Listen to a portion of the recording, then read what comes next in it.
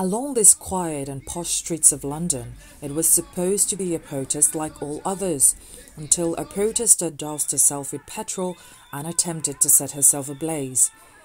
These all unravelled yesterday afternoon in front of the Cameroon High Commission in London, where protesters gathered to denounce the massacre of 21 innocent civilians in Ngarbuh village in the northwest region of Cameroon. The massacre, which took place on the 14th of February this year, left 13 children and one pregnant woman dead. To ensure the message of their outrage was deeply felt, one of the protesters by the name of Sandy Emily Boston poured petrol on herself and threatened to set herself on fire. The scene that followed was one of confusion, but very swift reaction by the London Metropolitan Police, who intervened and stopped the situation from escalating. Sandy Boston, the concerned protester, was restrained by police and put in a police van, whilst the ambulance service was on its way. The London Fire Brigade deployed 2 engines from Holloway and Lambeth to the scene. Sandy, a staunch activist on Cameroon issues, is a key member of the Cameroon diaspora group called Brigade Anti-Sadina, popularly known as the BAS. BAS, with its signature red beret hats, has established itself in the diaspora as a group intent on speaking truth to power and calling on President Paul Biya, who has ruled over Cameroon for close to 4 decades, to resign. We spoke to Sandy at the beginning of the protest. Today we are here to commemorate the death of Ngarbuh. Last week we woke up with the news of a whole village being burned down. Was it 32 people burned alive, among which pregnant women, young children, elderly people, and we want the UK and the whole world to be aware of the genocide that's going on in Cameroon. Hence, we came here today at the Cameroon High Commission with photographs of the dead children and messages with their names to remind everyone that we are mourning and we are crying our people that have been killed by the Biya's regime and his army. Mr. Biya is trying to hide the genocide in Cameroon, but now the whole world is aware. Meanwhile, the events that unfolded at Ngarbuh, a village in Donga-Mantung division located in the restive northwest region of Cameroon, are indeed tragic.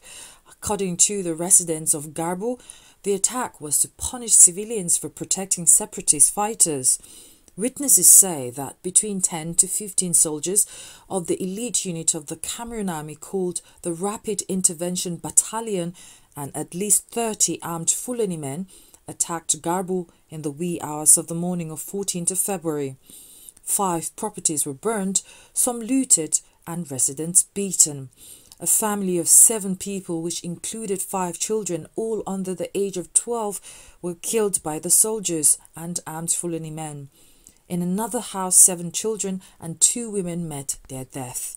2 people were killed in another, with a pregnant woman amongst them. There was a survivor who was found with machete wounds all over her body by a relative. Her family of 3, including a child, were executed. After the killings, some of the bodies were burnt beyond recognition. Reports and investigations by Human Rights Watch confirmed this death following interviews with 27 people from Ngarbuh, including 7 relatives of the victims and 3 witnesses. After the Human Rights Watch report was published, it has been alleged that the Cameroon Army returned to Ngarbuh on the 24th of February, killing all the witnesses and remaining relatives of the dead. As for the Cameroon government, they responded through a communique denying the allegations and insisted it was an unfortunate situation, a collateral damage that resulted from security activities in the region. They promised to investigate further and handed the case to the National Gendarmerie and the military security. Back in London, the protesters chanted and called on the world and Cameroonians at large to never forget the Ngarbuh massacre, where more than 36 people lost their lives between the 14th and the 24th of February respectively this year. We should not stay silent in front of such atrocities. atrocities.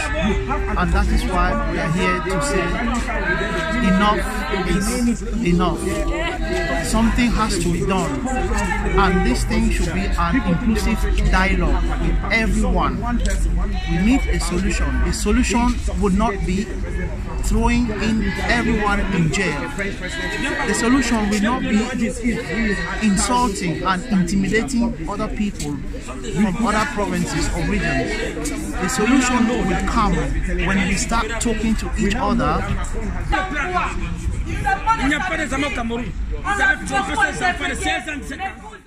Alors nous disons non à ça, trop c'est trop. Ça fait 38 ans que ça dure, nous en avons marre. Alors nous sommes vraiment sortis tous devant l'ambassade que ce matin pour dire non à ça, la dictature de Pobia. Depuis 38 ans que ça dure, il est temps qu'il libère le Cameroun. Le peuple en a marre, nous en avons marre. De voir des enfants mourir, des femmes enceintes mourir, tuées par sa milice. Alors trop c'est trop. For the past 3 years, there has been a civil war in the Anglophone regions of Cameroon. The conflict has killed over 3,000 people, leaving over 680,000 displaced, with more than 60,000 of those fleeing to neighboring Nigeria as refugees. We spoke with Kemta, a renowned Cameroon activist and musician, who has been advocating for change in the country for almost 3 decades. Je pense que ce qui se passe dans notre pays, comme vous pouvez voir, ça nous fait mal. Ce n'est pas une journée de joie, ça. Ça fait très mal de savoir que les enfants sont brûlés, tués et brûlés. Donc, double crime.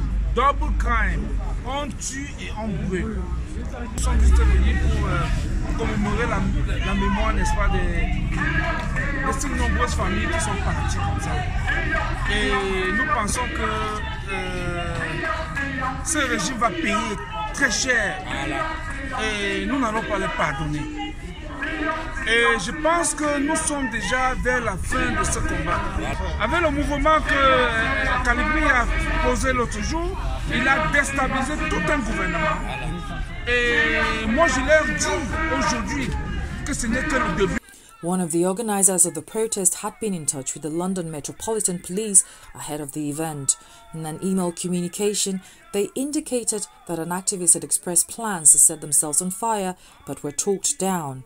It was therefore an unexpected turn of events, but the officers on the ground immediately intervened. Sandy Boston was assessed at the scene and found not injured by the London Fire Brigade and the London Ambulance Service. Overall, the Ngarbuh massacre protest at the Cameroon High Commission in London could be classified as a peaceful one.